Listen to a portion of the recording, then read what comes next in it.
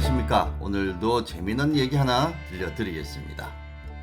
강원도 인제군 북면 용대리 설악산을 오르면 만경대에 관음암이라는 암자가 있습니다. 관음암은 내설악의 대표적인 사찰인 백담사에 딸린 암자로 643년에 창건됐다고 합니다. 고려 전기의 학자인 김시슬이 스님이 된 뒤에 머물렀던 곳이고 일제강점기 독립운동가이자 승려인 만해 한용운도 머물렀던 곳이 관음암입니다. 한편 관음암을 오세암이라고도 부르는데 오세암이라 부르게 된 유래를 설명하는 설화가 전해지고 있습니다. 조선시대 때 설정 스님이 있었습니다. 설정 스님은 설악산 관음암을 1643년에 중수하고 고아가 된 형님의 아들과 함께 관음암에서 살고 있었습니다. 10월 무렵 스님은 눈이 쌓이기 전에 겨울을 보낸 양식을 마련하기 위해서 양양군의 물치장터로 떠나게 됐습니다. 스님은 산중에 혼자 있을 어린 조카를 위해 먹을 밥을 지어놓고는 이 밥을 먹고 관세음보살 외우고 있거라. 그러면 내가 내일 돌아올 것이다. 라고 당부했습니다. 그리고는 설악산을 넘어 양양으로 떠난 것이죠. 설정스님이 양양 물치장에 도착해 장을 본 뒤 신흥사에 와서 하룻밤 묵었습니다. 그런데 밤새 폭설이 내려서 어른의 키가 넘도록 눈이 쌓여버리고 말았습니다. 설악산을 넘을 수가 없게 된 스님은 하는 수 없이 신흥사에서 하룻밤 더 묵고 다음날 산을 넘어 관음암으로 돌아오려 했습니다. 하지만 폭설이 계속 이어지고 결국 그해 겨울을 신흥사에서 머무를 수밖에 없었습니다. 스님은 혼자 속을 태우다 이듬해 봄이 되어서야 관음암으로 돌아갈 수 있었습니다.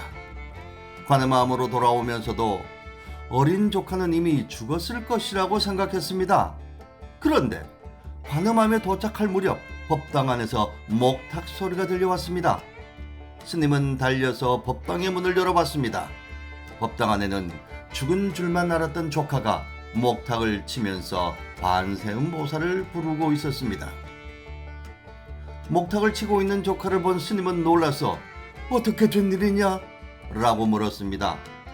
어린 조카는 세상을 떠난 어머니가 늘 찾아와서 젖을 주어 살아있었다 라고 했습니다. 어린 조카의 말이 끝나자 흰옷을 입은 젊은 부인이 설악산 관음봉으로부터 내려와 어린 조카에게 관음지기를 주고는 파랑새로 변해서 호련히 날아갔습니다. 스님은 5살의 조카가 도를 얻었다고 해서 그 후부터 관음암을 오세암으로 고쳐 불렀다고 합니다.